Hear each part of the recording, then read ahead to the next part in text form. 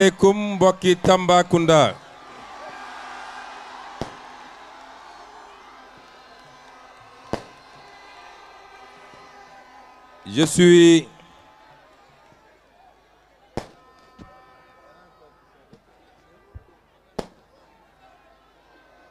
Je suis particulièrement ému de voir que Pastef procure autant de joie, autant de bonheur, mais également autant d'espoir à la population sénégalaise, à la population tambacoundoise, à la jeunesse sénégalaise en particulier.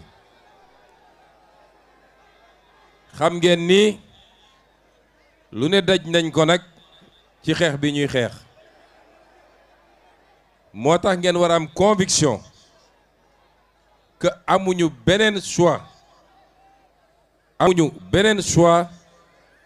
bu dul réussir le projet pour lequel des dizaines de Sénégalais ont perdu la vie. Est-ce que vous êtes prêts pour que ñu réussir projet boobu?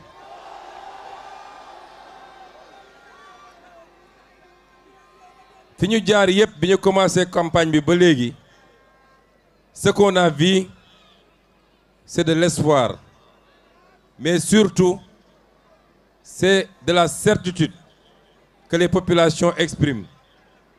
Certitude que la ñuy waxante woon ak ñoom ba tax ñu opposé wu 10 ans dans des conditions que vous connaissez, que loolu dina am.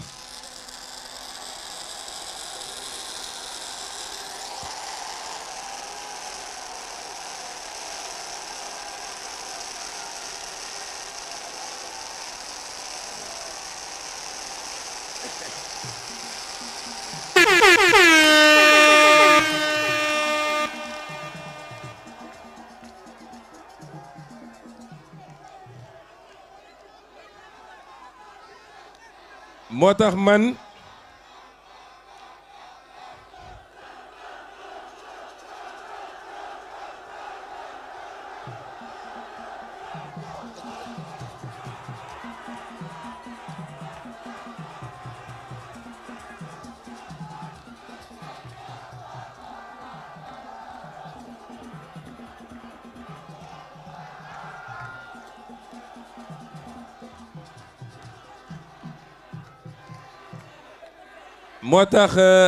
bu ma gisee loolu lépp à travers le Sénégal,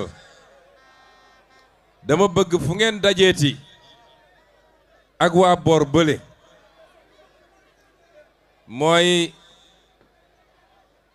waa opposition wala ñiy tuddee seen bopp loolu, bu ngeen dajeek ñoom laaj leen ñoom lan mooy seen problème, lan la leen Ousmane Sonko def.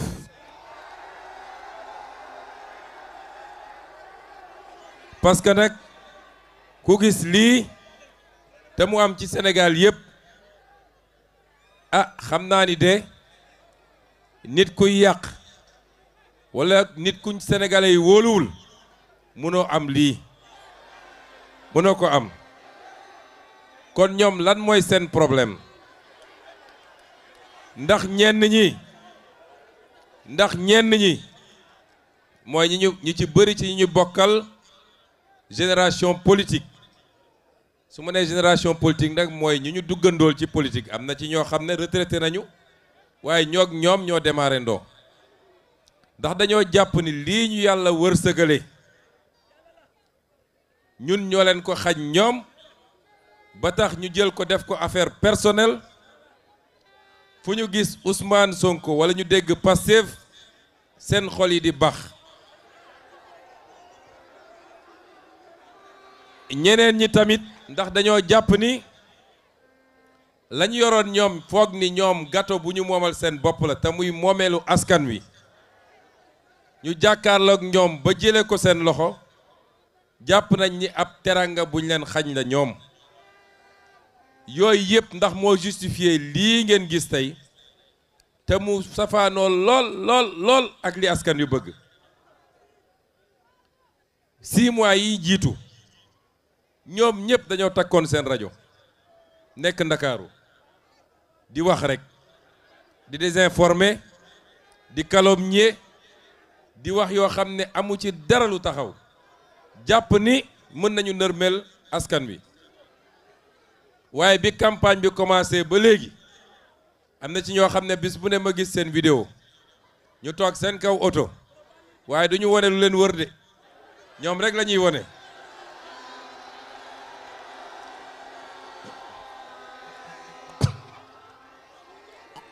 loolu li muy firnde mooy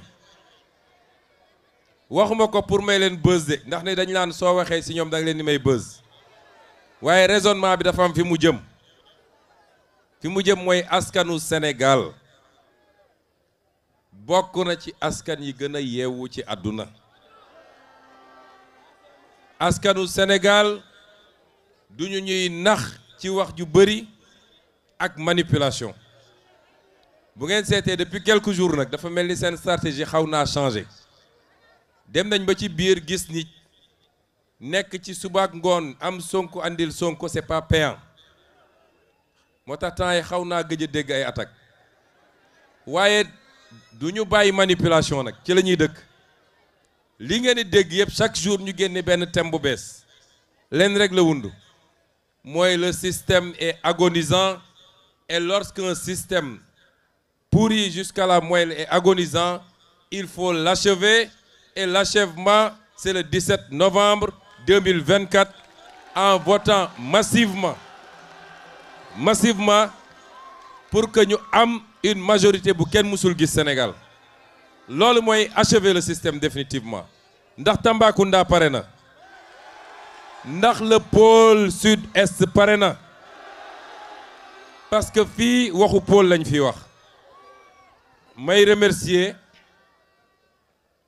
tous ceux qui sont venus yokk ci liggéey bi ndax li ñu war a liggéey li ñu war a defar ci Sénégal ñëpp xaj nañ ci donc messieurs les maires ñu ngi leen di gërëm di leen jaajëfal ñoo ngi féliciter tamit tous les militants et les militantes de Pastef wallahi militants yu mel ni yéen waxuma Sénégal de waaye gisuma ko ci àdduna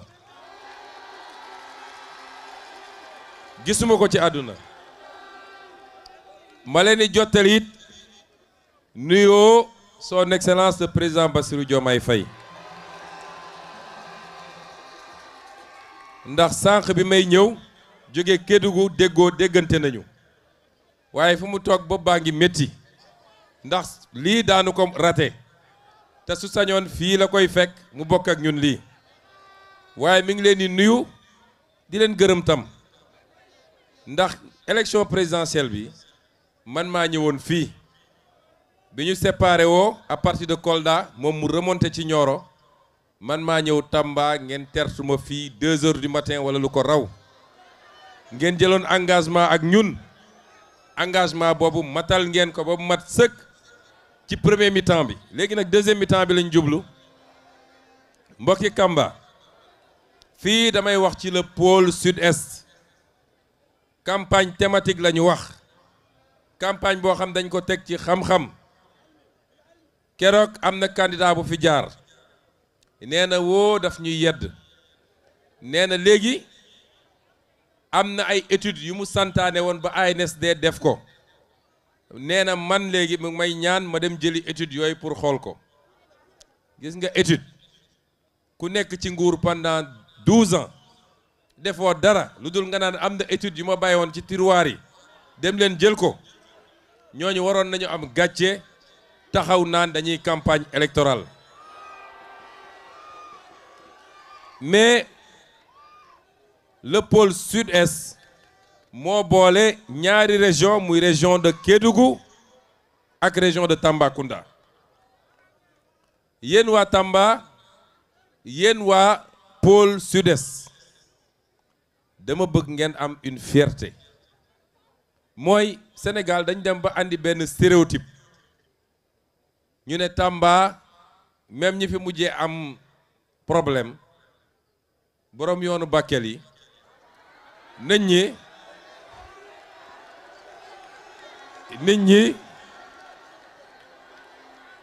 nit ñi dañ doon wax ah Tamba de tàng na stéréotype bi ñu def mooy soo nee Sénégal oriental ñu ne la fu tàng la fu wow la dëkk ba dëgër na dama bëgg ngeen am une fierté. Est-ce que vous savez que vous êtes le pôle le plus riche du Sénégal? Est-ce que xam ngeen ko? Le pôle le plus riche du Sénégal. Keroog bi ñu présenté référentiel bi sooy jël classement Sénégal en termes de richesse par tête d'habitant, le pôle sud-est mooy le pôle le plus riche et le seul qui a un PIB par tête d'habitant de 1 million. amul beneen bu ko am. et ca des yëpp ñu ngi diggante ay 400 000 500 000 600 000. lan mooy problème bi donc? Le problème mooy cette richesse quelquefois n'est pas exploitée, mais souvent est exploitée au profit même pas du Sénégal mais d'intérêts étrangers. loolu nag lañ fiy jëlee définitivement. Les richesses de ce pays vont profiter d'abord aux fils et aux filles de ce pays. loolu mooy la première chose.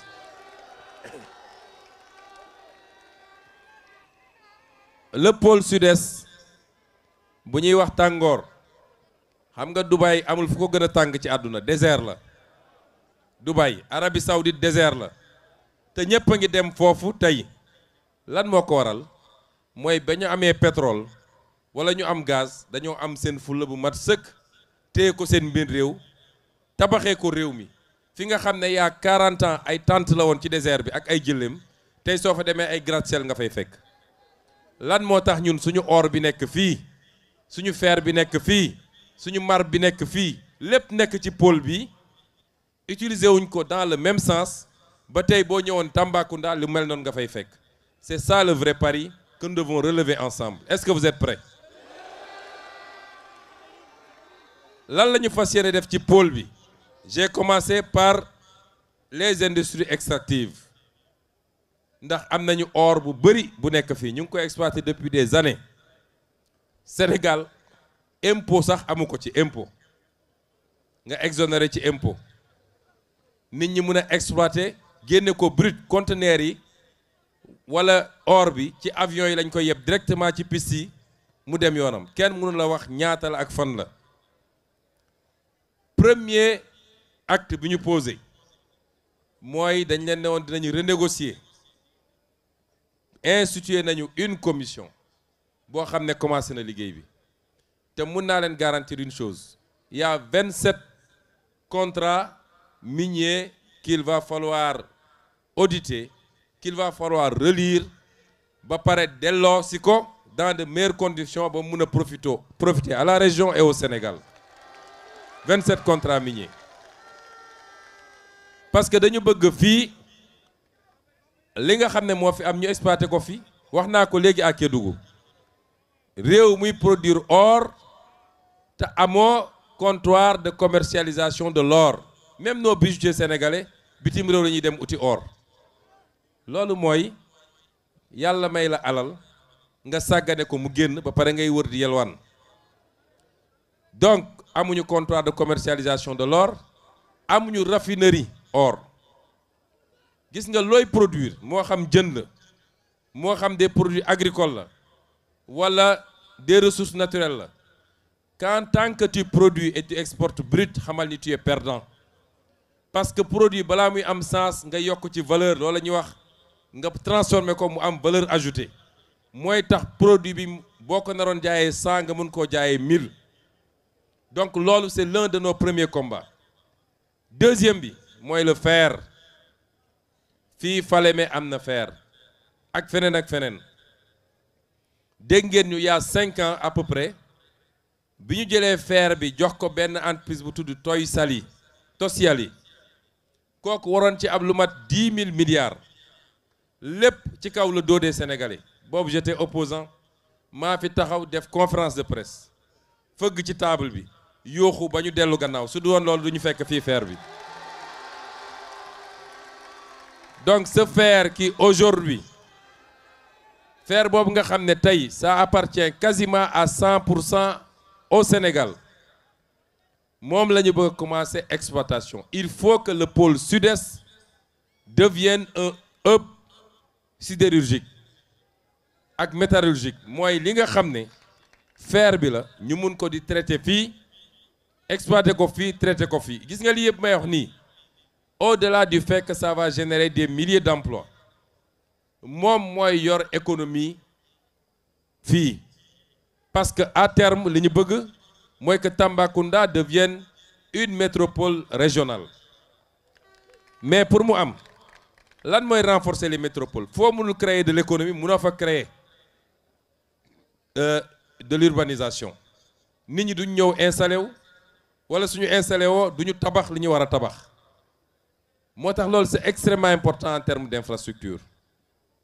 Tey ñi ngi bëgg a def université bu Tambacounda ma leeral ci dara parce que dañuy wër di wax nit ñi ne le nouveau régime moo bëgg a bloquer université bi déedéet ñun bi ñu ñëwee dañoo fekk ñaari projet université bu Tambacounda ak bu Matam ma ne gars yi nañ ko auditer parce que xam nañ gars yi li ñu fi nekkee woon mais soo ñëwee gis ay surfacturation yu jéggi dayoo est-ce que jàkkoor ngeen benn kër bu ñu war a tabaxal un enseignant les logements des enseignants benn kër sur 148 mètres carrés R+1 ñu war ko facturer 1 milliard 600 millions benn kër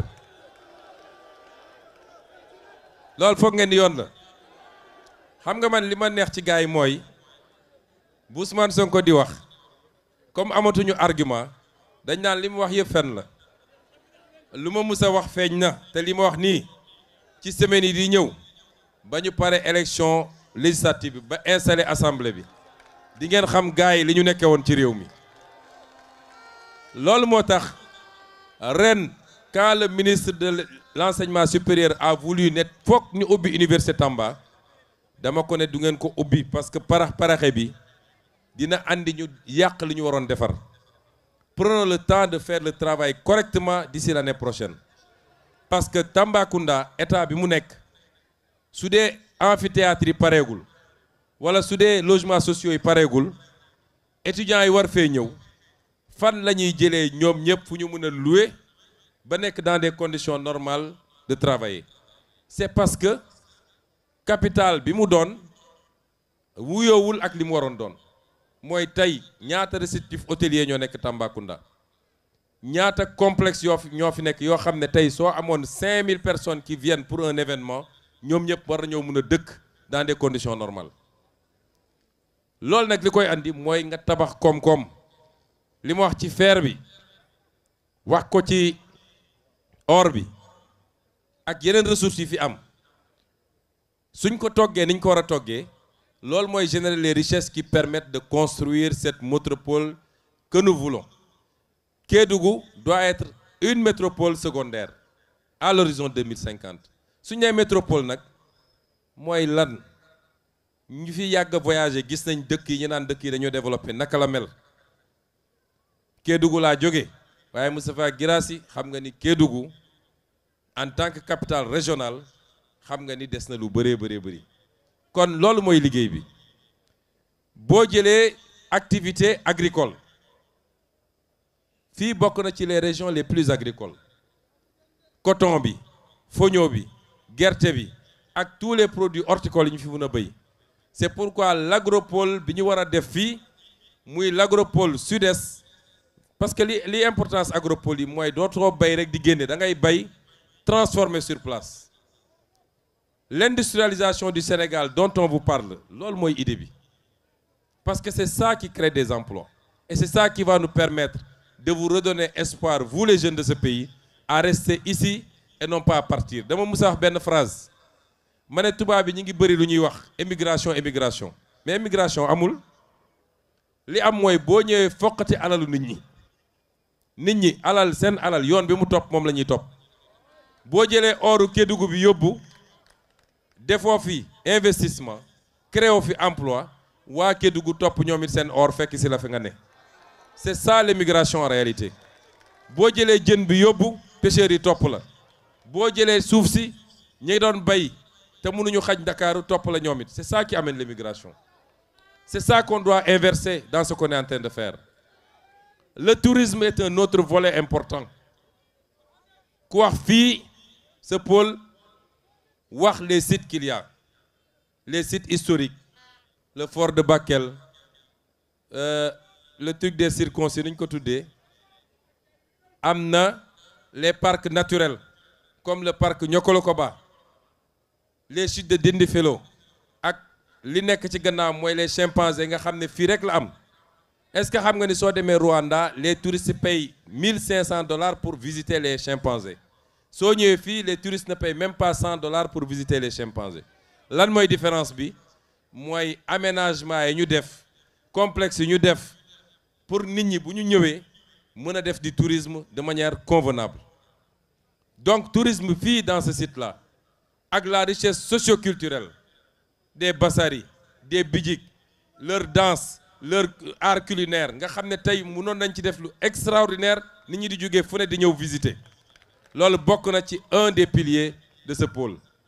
Mais lii yëpp mënoo ko def te amul infrastructure foofu d'accord naa ci ak ki ko wax léegi.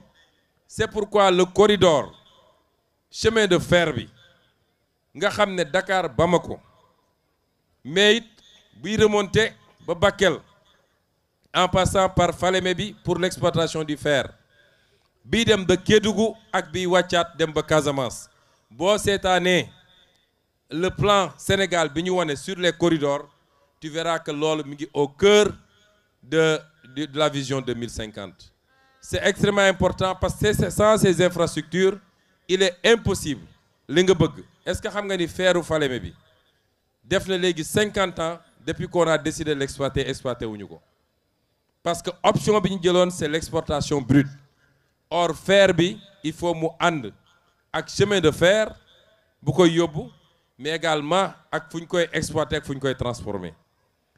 Yii yëpp bu ñu ko dajalee day dellu si li ma waxoon mooy pôle bii tey moo ëppale théoriquement laa wax nag théoriquement soo jëlee revenu par tête d'habitant moo ëppale ci Sénégal yëpp. Mais quand tu crées une croissance extravertie mooy li xew Sénégal depuis presque 10 ans ñu naan ñu on a une croissance de 7% te njëriñul Sénégalais yi parce que 80% de cette croissance est captée par des intérêts étrangers. Bu ñu wëlbatee loolu nag ba mu dellu si fii la ñu bëgg à l'horizon 2050 ce pôle continuera à être le pôle le plus riche avec 4 millions par tête d'habitant mais mu doon 4 millions boo xam ne luy des fii la ci biir pôle bi en tout cas au moins les 90% des ci biir pôle bi. Lii mooy la vision 2050 et c'est à ça qu'on vous convoque. Est-ce que vous êtes prêts à accompagner le président Bassirou Diomaye Faye pour la réalisation de lii ma leen wax nii, particulièrement vous la jeunesse. Pour ngeen accompagner ko nag je vais vous donner quelques recommandations. La première c'est la patience. Réew kenn du ko tabax ci benn fan. Réew boo dégg mu développé suñ la waxee fan la nekkoon il y a 70 ans fan la nekkoon il y a 45 ans ça se fait étape par étape. On est parmi les 25 pays les plus pauvres. Loolu c'est parce que ñi fi newoon liggéeyuñu.